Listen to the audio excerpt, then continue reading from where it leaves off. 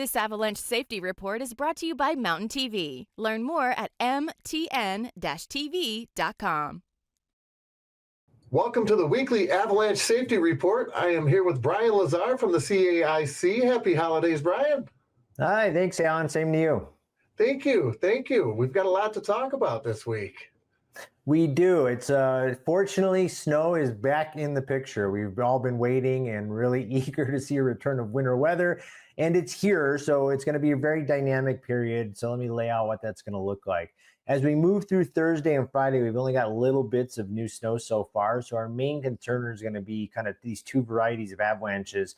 The first is what you can see here, which are these hard, very stiff wind drifted slabs that have been breaking primarily on north and east facing slopes at higher elevations in these convex rolls and in rocky areas like what's in this photo. Here's another example of one of these hard wind drifted slabs.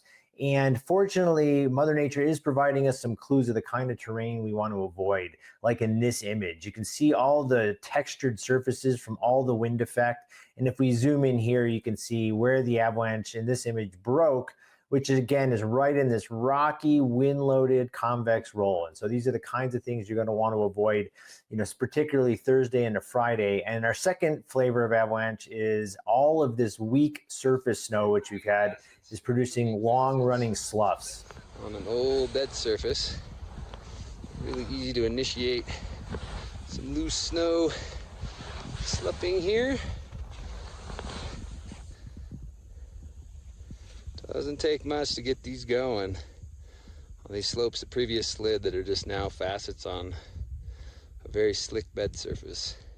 And so like Creston just mentioned in the video there, these avalanches are mostly small but can be dangerous all by themselves if you're in continuously steep terrain, particularly above terrain traps. Like imagine getting washed into the trees in this video, pushed into a creek or a gully where this snow can pile up really quickly. And as Creston mentioned, we've got a lot of weak snow either at the surface or just about a foot deep. And these weak layers are quite fragile. You can see it here in this snow profile image. And again, you can see just how weak the snow is, just a little bit down, around a foot deep or so. And again, on the snow surface.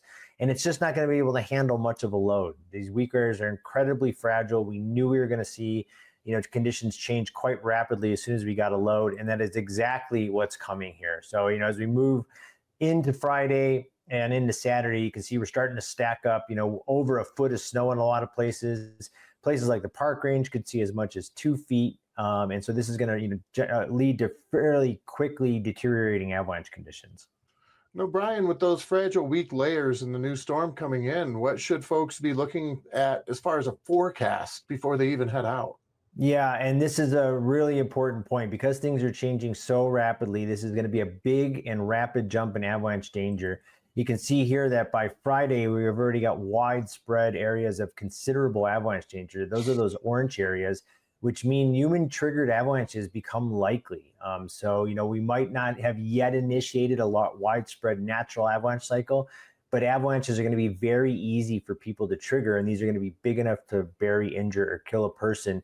You can see here we've already got avalanche watches out. The Park Range and areas up near Steamboat are going to lead the charge on this new snowfall. But any of these areas that are in orange or considerable avalanche danger could see periods of high avalanche danger, which means avalanche warnings by Saturday. And as we move through the weekend with our last punch of snow coming Sunday and Monday. And so if you see high danger and avalanche warnings in place through the weekend and into early next week, it means travel and backcountry avalanche terrain is not recommended in those areas.